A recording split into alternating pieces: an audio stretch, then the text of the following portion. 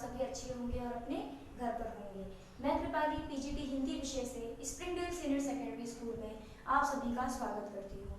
आज का हमारा हिंदी व्याकरण का टॉपिक है अपठित गद्यांश।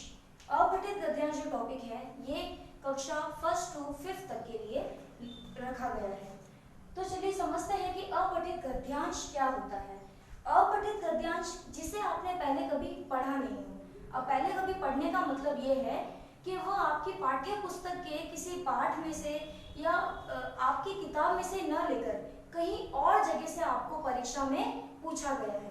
तो आपको इसके लिए एक पैराग्राफ दिया जाता है जिसे आप इंग्लिश में बोलते हैं, अपठित गद्यांश को इंग्लिश में बोलते हैं अनसीन पैसेज।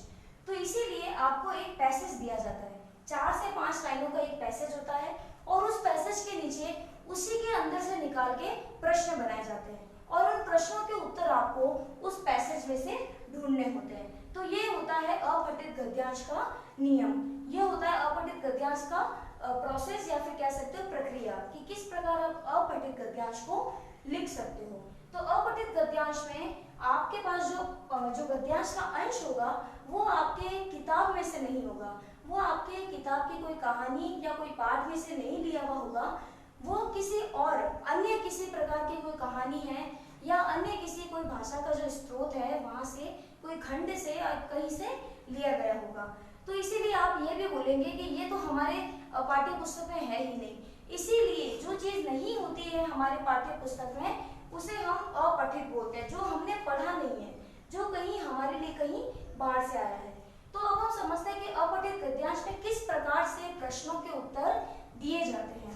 तो आपके सामने परीक्षा में आप देखेंगे कि आपके सामने एक 4 से 5 लाइनों का एक पैसेज होगा और उस पैसेज के नीचे आपके उसी पैराग्राफ में से पूछे गए प्रश्न होंगे और उन प्रश्नों के उत्तर आपको कहीं ढूंढने की आवश्यकता नहीं है, वह प्रश्नों के उत्तर आपको उसी पैसेज में से मिलेंगे जो पैसेज वहां पर आपके दिया गया है। तो इसीलिए अपठित गद्यांश को कैसे है कहते हैं कि ऐसा होना चाहिए जिसे पहले कभी पढ़ा ही नहीं गया हो, जिसे आप पहली बार पढ़ रहे हो।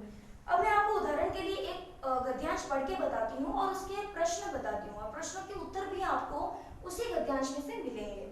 एक कौवा बड़ा घमंडी था, उसे दूसरे कौवों के साथ रहना पसंद न था। वह अपने आप को उनसे अच्छा और ऊंचा समझता था। उसे मोर अच्छे लगते थे और वही उन्हीं के साथ रहना चाहता था। एक दिन उसे कुछ मोर के पंख पड़े मिले, उसने मोर के पंख अपनी पूंछ में सजा लिए। उसके बाद वह अकड़ता हुआ मोरों के पास गया, परंतु मोरों ने उसे पहचान लिया और उसे मार भगाया। कौवा खिसियाकर अपने साथियों के पास लौट आया, परंतु अब कौवे ने भी उसे स्वीकार नहीं किया और चोंच मार मारकर उसे भगा दिया। तो ये था आपका कम से कम 7 से 8 लाइनों का एक पैराग्राफ। अब पैराग्राफ के अंदर से प्रश्न निकल के आ रहे हैं। सबसे पहला प्रश्न, कौवा अपने साथियों के साथ क्यों नहीं रहना चाहता था? अब आप अगर ढूंढेंगे तो इसका उत्तर आपको इसी पैराग्राफ में मिलेगा। तो आपको अपठित गद्यांश देखने के बाद आपको घबराने की बिल्कुल भी आवश्यकता नहीं है कि इन प्रश्नों के उत्तर हमें कहाँ मिलेंगे। इन प्रश्नों के उत्तर आपको उसी पैराग्राफ के अंदर मिलेंगे। तो पहला प्रश्न था कि कौवा अपने साथियों के साथ क्यों नहीं रहना चाहता था, तो उत्तर आपको इसी के अंदर से मिलेगा कि वह अपने आप को अपने साथियों से अच्छा और ऊंचा समझता था, इसलिए वो अपने साथियों के साथ नहीं रहना चाहता था। कौवा कहाँ रहना चाहता था? कौवा मोरों के साथ रहना चाहता था। कौवे ने मोर के पंख पाकर क्या किया? कौवे ने मोर के पंख अपनी पूंछ में लगा लिए। इसका उत्तर भी आपको इसी पैराग्राफ में मिल जाएगा। मोर ने कौवे के साथ क्या किया? मोर ने कौवे को मारकर भगा दिया। मोरों के पास से लौटकर कौवा कहाँ गया? वह अपने साथी कौवों के पास ही गया। दूसरे कौवे ने उसके साथ कैसा व्यवहार किया? तो उसके साथी कौवे ने उसे चोंच मार मार कर भगा दिया।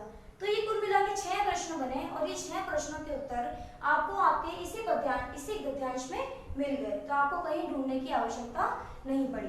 तो ये आज का हमारा टॉपिक था जिसका नाम था अपठित गद्यांश। आपको समझ में आया होगा कि अपठित गद्यांश क्या होता है।